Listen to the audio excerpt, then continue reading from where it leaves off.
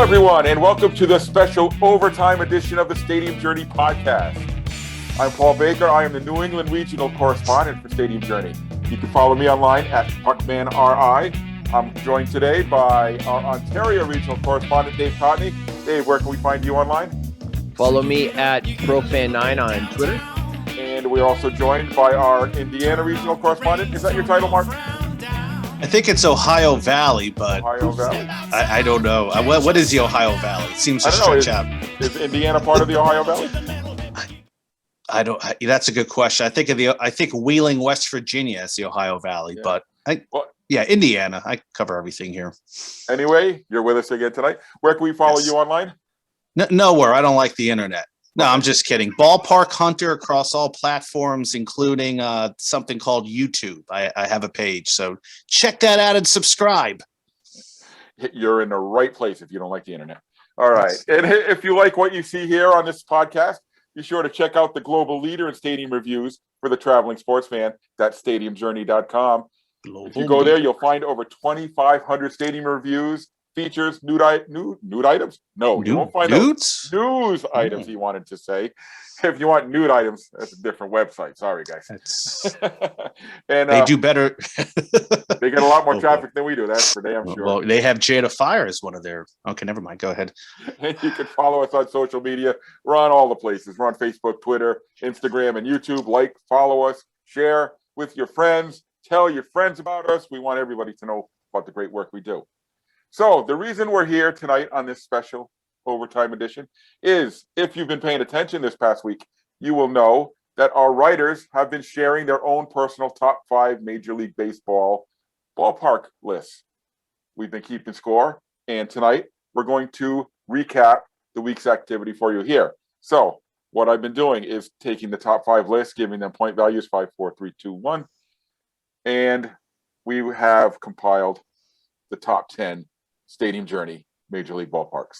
And here we go. We're going to start right off. We're going to get into it. Actually, before we get into the top 10, I'll let you know, we had a lot of variety in these lists. 18 of the 30 Major League ballparks were represented in our 14 writers who contributed. So 12 must be terrible. Yeah, that means 12 really suck. No, actually, you know what? A couple of the ones that didn't get mentioned might be surprising. Cleveland was not mentioned on anybody's list. Boy, Cleveland, we're just dumping on Cleveland. First, we're taking away Chief Wahoo. Then we're taking away the name. Now they're not even in the top 10. They're not. They weren't even in the top 18. So interesting. All right. So let's get into our top 10. So coming in at number 10 with 8 points, it was mentioned on 3 ballots, and this one even got a first place ballot. The Minnesota Twins. Oh, yes. Target Field. Minnesota Twins. I love it. I love it. I don't know about you guys, but I've been out there twice the last 4 years, and it's just such a cool ballpark. And probably it's the one Major League ballpark, other than there's maybe Cincinnati and the White Sox, that's kind of in my mind. You know, some of these other ballparks that are on the list I haven't been to in a while, but Target Field's fresh in my head. It's such a fan-friendly social gathering, beautiful views, easy to get to, perfectly located. Just a cool place to be. I've read people that have either liked it or hate it. It's never sort of in the middle. It's either top half or bottom half, but I'm one of those guys that thinks it's among the best. And it made my top 5. You, Dave? Didn't make my top 5. I think it's at the back end of the group, right? Like timing wise. So I mean, it is probably, is it the newest? It's really close to the newest. I guess Texas. I don't think anybody voted for Texas because I don't think anybody's actually been there yet. I think one of our writers has been there. Yeah. Okay. But yeah, it's probably in, for me, it's in that big pack kind of just underneath the top echelon. For me, it did make my top 5 list. And, you know, for a lot of the reasons Mark said, it's different looking. It's not your green seats and red brick, which really, I liked it because it makes it stand out a little bit. I would not want to go to Target Field in April, but you know what? On a nice July or August night, that's why I go in June and July. Minnesota's a great place to be. And downtown Minneapolis is a lot of fun. So that was number 2010 10. It was built, 2010. So it's a little over a decade. Plus great food. Great food variety there. You can even get a Juicy Lucy if that's what you're going for. Oh, yeah. All right, so that's number 10, Target Field. Number 9, Kauffman Stadium, Kansas City Royals. Came in with 9 points, was listed on 3 of our writers' ballots.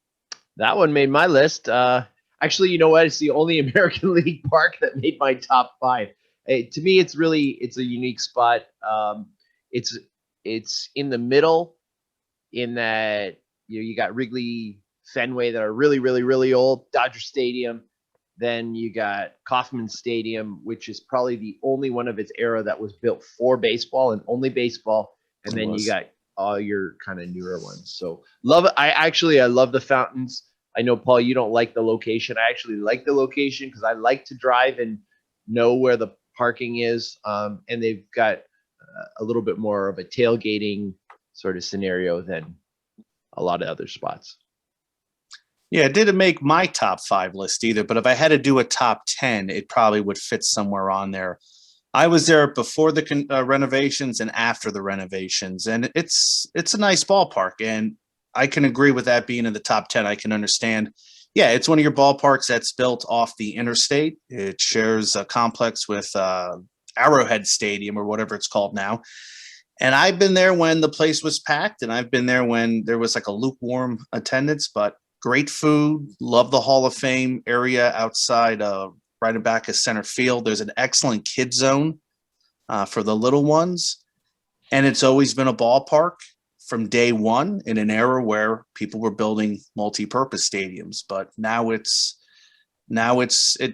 was the right decision to make back, I think, in 1973 when they built it. So great looking ballpark, wonderful views, great food. Love the chevron, I believe, shaped, or is it a pentagon-shaped scoreboard that resembles the Royals logo? It stands out. It's a ballpark where it doesn't look like any other ballpark you've been to. So, yes, definitely I agree with that. Good choice. Absolutely. I know growing up in the 70s, when watching the Red Sox on TV, when they would go to Kansas City, the announcers would just marvel at how beautiful the ballpark is with that big scoreboard and with the fountains and everything. And I was really looking forward to visiting it. And when I did, it did not disappoint. It fell just outside of my personal top 5. But like you said, Mark, if we were doing a top 10, it would absolutely be in there. So, yeah, that was number 9, Kauffman Stadium. Coming in at number 8, this one might be a surprise to a lot of people that it was this low. Camden Yards, Baltimore Orioles. Came in at number 8, got 9 points. It was mentioned on four different ballots. Yeah, once again, okay, go ahead, Dave. I think this is only not in the top group because Richard decided not to use modern ballparks and use all old, long gone ballparks. And there's the biggest fan of Camden Yards right there. Yeah, I'm surprised Camden Yards wasn't like number 1, 2, 3, 4, and 5 for Richard. But yeah, once again, the originator. You have before Camden and after Camden. So anything built after 1992 is going to look something like Camden or the same concept, maybe not exactly the same.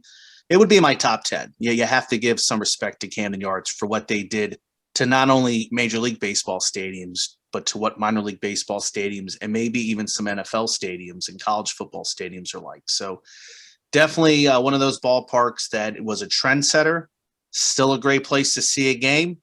They just need a better team. When that team is winning and that place is packed, you'll see that place probably rank a little bit higher among fans and riders at Stadium Journey. Well, this did rank up near the top of my own personal list. And yeah, like you said, guys, it's the one that changed the game. All the parks that came after it kind of tried to emulate it in some way, either through the old time, it coined the term retro ballpark. Yeah, it was coined by Camden Yards, and the location downtown, incorporating existing buildings, working it into the neighborhood. It had it all. And even though it's now, 30 years old? Yeah, over 30 years old. 1992, almost, yeah. Yeah, almost 30 years old. It still holds up, and it's still a fantastic place to go catch a game. So maybe it's surprising that it was this low, but also it's still in our top 10. So Camden Yards at number 8. At number 7, Coors Field, Colorado Rockies. Received 9 points and was mentioned on 5 ballots. Well, it's been a while since I've been there, and I know they've made some changes. When I attended a game, I had actually flown out to Denver just to see Coors Field. If I had just spent one night in Denver and flew back, that's kind of what I wanted to do. Great ballpark. I remember there was some good food options, great atmosphere. You're watching baseball during the summer at a very picturesque little area of town. However, it's been a while since I've been there. It's been about 10 years. So I know there's been a lot of better changes there. And I don't know if any of you guys have been there this last decade, but perhaps you can tell me more since it's been a while for me. It made my top 5. It's I like the location. Downtown Denver is pretty underrated. I enjoyed it a lot. It just had a really good feel to it. Good atmosphere. I was there. The Rockies were pretty good at that point.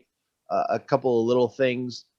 They were one of the places that took like the worst seats in the whole joint and turned them into a standing room bar, Mark the Millennial kind of area, and it took off. And then just even something simple like that purple row of seats, which is exactly a mile high above sea level. I mean, a little thing like that is just really cool. Yeah, like you said, Dave, it's got a great neighborhood. Downtown Denver around the ballpark is fantastic. Mark, to answer your question about the last decade, I think I was there 2 years ago. They've really made some new social gathering areas where you can watch the game from non-traditional places. Instead of sitting in your seat and watching the game, you can mingle at bars that overlook the field, stuff like that. And you've got some spectacular sunsets there at Coors Field over the. Well, it's getting to the point now where I have to go back to some of these ballparks to check them out again. And definitely Colorado, Cleveland would be another one, just to see how the experience is, because that would probably change how I vote as well in the future. So yeah, a lot. Just because you're a newer ballpark doesn't mean that they are making some changes and renovations. So good to see that happening. And it might be surprising to know that Coors Field is the 3rd oldest ballpark in the National League.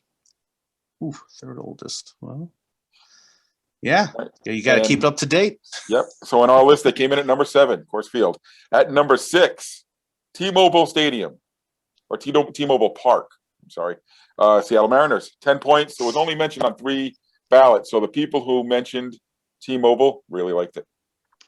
You know, that might be a case of it just being on people's lists. Like the writers just haven't had a chance to get there yet. I think that's probably, there's a lot of people like that because it is in Seattle. It is pretty off the beaten path, where it's not in that Midwest cluster and that East Coast cluster. So you really have to make an effort to get to Seattle. But I really liked Seattle. Didn't make my top 5. It might be one of the best covered stadiums, right? It has a canopy, which is absolutely necessary in Seattle. Oh yeah, I took a tour of the stadium many years ago. I saw a game there back in 2004, I believe, and I've been to Seattle a few more times since, and I've been to the stadium. I didn't see a game. But yeah, you're in Seattle, one of my favorite cities in this beautiful country we call the United States. I never fell in love with the ballpark. I thought it was okay. I was like, okay, this is kind of neat. You know, it's didn't really kind of strike my fancy compared to some other ballparks. But it may or may not have made my top 10 if I really had to think about it. I can see the allure and the attraction. And once again, I'm sure there's some changes there that have been made since my last visit. I've never been to Seattle. Well, actually, I lived in Seattle when I was 2, but I've never been to T-Mobile Park. So wow, I didn't know that. Obviously, did not make my list. So it did come in, even though it only was only mentioned on 3 ballots. Still came in at 6th place. So now into the top 5. Coming in at number 5, received 11 points, was mentioned on 6 of the 13 ballots. The San Diego Padres, Petco Park. I like Petco a lot, and I was there when it first opened. But it's one of those stadiums you always hear about. You see the renovations. You see that park in the park. You see the addition of kind of like a sand beach area. Had a buddy of mine just moved back from San Diego. He was constantly at the ballpark posting pictures. So I kind of feel like I know this ballpark a little bit better. It made my top 5. I think it was number 4 on the list. That looks like a fun place to be. The team is winning. They got Tatis Jr. They got some exciting young guns on that club, and that's going to be, if that team decides to start winning and challenging for some pennants, that's going to be a fabulous place to visit the next few years.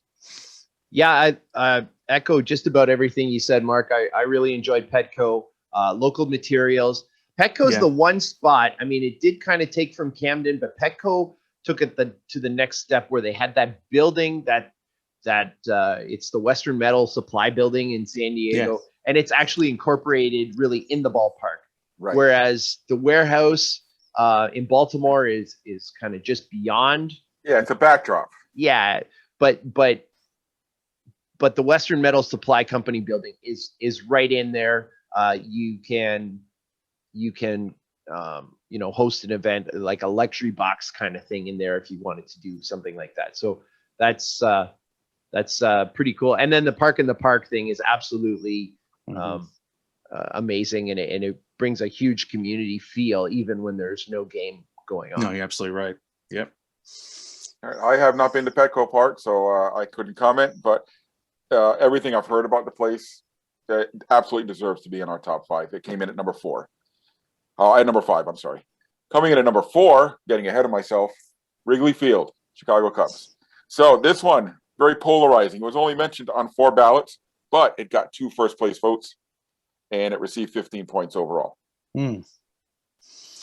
Wrigley Field would make my top 10. It probably would have been number 6 on my list. I'm a little biased towards the South Side, but Wrigley. Come on, what can you say? Wrigley Field's probably the only ballpark you could take a non-baseball, maybe not the only one, but one of the ballparks you could take a non-baseball fan to, and they'll have a great time. It's a neighborhood where young people that are just out of college want to live and party. It is baseball the way it used to be. It's smack down in the middle of a neighborhood that is full of life before and after. There's not quite another type of atmosphere like that with some of these newer ballparks. They try to emulate it, but it just it doesn't feel as organic as what has happened at Wrigley Field. And then you got the ivy covered walls. You have the scoreboard. You have the 7th inning stretch tradition. Yeah, it's a great ballpark. I'm not a Cubs fan. Don't root for them, but I can see the attraction. It's a tourist attraction. It's one of the few ballparks that, hey, if you're from out of town or even out of the country, you want to check a game out there just to say you've been there. So, yeah, I can definitely see that on a list of top 5. I didn't have it on my list. It definitely would not make my top 10. And the biggest drawback for me at Wrigley is a huge drawback, which really makes it tumble down the list, and that is it's really difficult and challenging to find the best seat. Oh, okay. So the fear of buying a ticket, if you're not a local, I mean, if you're a local and Wrigley, I get it, but as a tourist to buy a ticket and then find out you're behind a pole and you've got really terrible sight lines. If the sight lines are bad, I can't get over it. So that's the big drawback for me, is that there are a lot of obstructed views, and the only obstructed views that I like are the videos that we make. Cross promotion there. Wrigley Field did not make my top 5, and of course Wrigley is always compared to the other ancient ballpark, which is Fenway Park. And I guess as a Boston guy, to me, my visits to Wrigley just have come up short. I've been behind the poles, like you said, Dave. To me, the food at Wrigley maybe it's changed. It's been a little while. Food just didn't compare. The atmosphere was fantastic. I was glad to be there, and I was wandering around and enjoying myself. But also, it really seemed dirty, run down. And man, those were one of the smelliest bathrooms I've ever been in when I used there. So Wrigley brought my overall Wrigley experience down a notch. So, but still very much beloved, had a lot of positives, and our writer seemed to think so. It came in at number 4. And of course, if Wrigley's at 4, at number 3, Fenway Park. Oh. Fenway was mentioned on 6 ballots and received 18 points overall. So it came in the bronze medal position. Everything I said about Wrigley, say it again about Fenway, just like change the names. Difficult. And Paul, you're a local, you know the ballpark inside out. For me, as not a local, I really stressed about finding a seat that wasn't behind a pole. I didn't get You behind mean a pole. you don't like watching a baseball game like this? No. But I ended up, I wasn't overly happy with the sight lines that I did have. Again, and both Wrigley and Fenway, to get those seats where you really know that you're not behind a post, really expensive. Yeah, I was there about 20 years ago. I think I was there in 99 before they put the seats on top of the Green Monster. Wow. I would love to go back. I was there with a group of people that were not huge baseball fans, but I said, hey, if I'm in Boston and there's a game, I want to see a Red Sox game. So they sort of kind of ruined my experience a little bit. I just would love to go back. I wasn't overly impressed with where I was. I think we had outfield seats and I wasn't allowed to go walk to the front area from what I recall. That's a long time ago. Yeah. But that used to be the case. Yeah, I think that was the case. So it's kind of soured my experience, but I'd definitely like to go back. However, if you're going to talk about Wrigley being a tourist place and a must see, if you're visiting, you got to say the same for Fenway Park. It's one of the gods of ballparks, and absolutely, rightfully and so. That's also one of the drawbacks to a place like Wrigley or the Fenway is that there's a whole bunch of people there who aren't there for the game. Mm-hmm. And Fenway's kind of over the years lost a lot of its, if it ever had gritty charm, it's losing it as it's become, it's become gentrified. The neighborhood has lost kind of its Wrigley-ness as everything around the ballpark is turning upscale and expensive. So that wasn't always the case for both. Yeah, areas. For a local, I mean, I know the spots to go, but yeah, like Dave said, you hit it right in the head. If you're an out-of-towner, chances are you're going to be paying too much money or sitting behind a pole or just spending a ton to go there. But it still managed to finish in the top three. It finished in third place. So top two were almost. I'm kind of curious. Because I know almost unanimous across the board. So coming in at number two, gained. So Red Sox finished in third with 18 points. Second place garnered 33 points. Whoa! What a gap! Was mentioned on 9. Yeah, the first two, like I said, are very, very universally acclaimed. Was mentioned on 9 of the 13 ballots, and that was Oracle Park, San Francisco. All right, there you go. Yeah, what an amazing place. I mean, the backdrop there is phenomenal, and to think it was almost turned 180 degrees, right? When they originally built it, they were originally city, right? planning it. Yeah, they wanted to put it towards the city, but then the university came and did a wind study, which was brilliant because it was such an issue at Candlestick. So that now you got this McCovey Cove, and I am number one in the I Hate Barry Bonds, fan club, but the number of home runs that have just dipped into the cove, and you see the guys in the dinghies and the kayaks diving after the balls. I mean, that was really a cool thing. The huge glove, the huge Coke bottle, great food, great views. It's the only reason, well, two reasons for me it made number 2 on my list. Expensive, and yes, it's not. Its proximity to me is not close. Yeah, I would. It is I was fortunate. I found free parking on the San street. Francisco. Wow. Yeah, I think it was like after 6 o'clock. I got really lucky because some of those prices were about $35 to $50. I wasn't. Well, if I had to, I would have. And it's not located off the BART. You can't just get off the BART and walk to the ballpark. But perfect size. It was a party when I was there with the wife. We sat and watched the game from standing room only, but we're able to get inside an old trolley car. And apparently you're allowed to bring food to the ballpark because the people that were sitting next to us had a big party tray of chicken and nachos and whatnot from the local Safeway. So it felt like you're at somebody's house watching the game, but you're actually at the ballpark. And I got a cha-cha bowl, which is amazing and delicious. And you're right. Yeah, the tickets were tickets weren't pricey, but they were about $20 standing room only. It wasn't the end of the world. But yeah, perfect size. You're in San Francisco, one of my favorite cities as well in the United States. And that was during their World Series runs, that 3 in 5 or 6 year span. So it was a big party. It was a big party, and compare that to the a few nights earlier at Oakland, it was night and day. So yeah, one of my favorites. I think it made number 1 on my list. No, it didn't get any So, first place votes. Oh, then it made number 2 then. I think it was number 2 on a lot of lists. Yeah, it made number 2. So yeah, I agree with this list. I agree.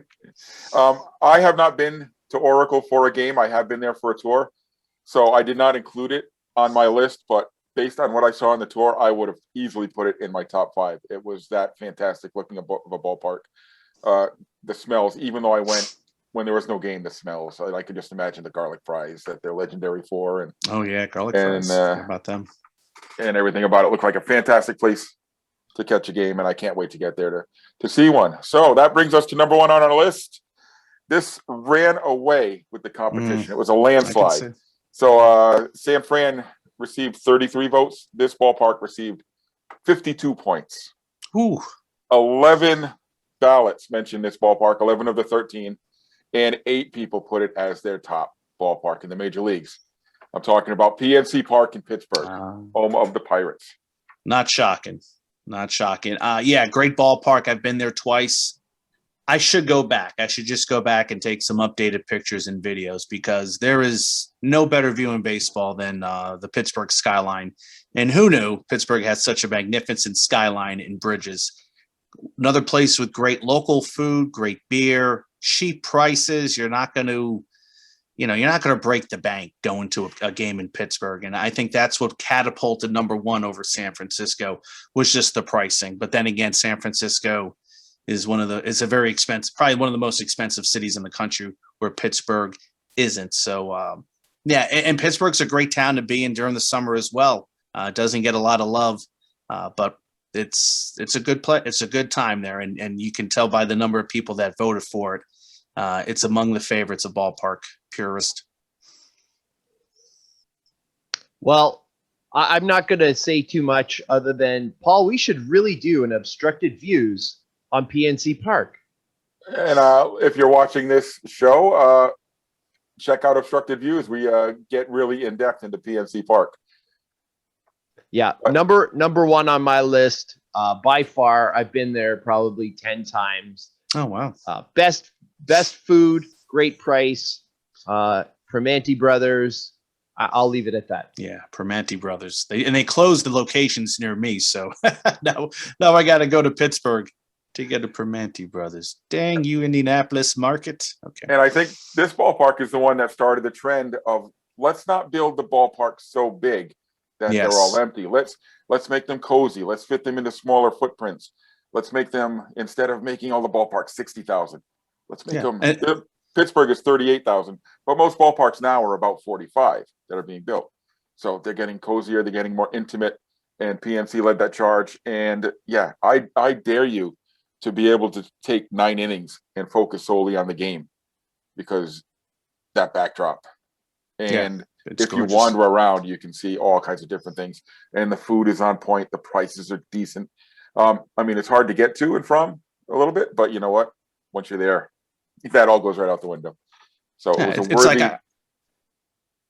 It's like I love Cincinnati, but the ballpark is very blase. It's nothing exciting. You go to Pittsburgh, you got the view, and that just changes your opinions about everything. And a family can go there and not come home, broke and penniless. Yeah. So I think sometimes in baseball, I don't like the prices. I don't like how they're charging an arm and a leg before you even walk into the stadium. Pittsburgh's a good, honest price. Team's not that great, but I'll take it if it's going to be lower prices. Yeah. I've been to PNC ballpark when it's sold out. I've been to PNC when it's empty, and it's a great ballpark either way. So that's Stadium Journey's list of the top 10 Major League ballparks. Thanks for watching, and to get more in-depth looks at all of the ballparks we've mentioned and all of the ones we didn't mention, go to the website, stadiumjourney.com, and there's so much information there beyond the top 10. So thanks for watching. For Mark Viquez and for Dave Cotney, I'm Paul Baker. We'll see you next time.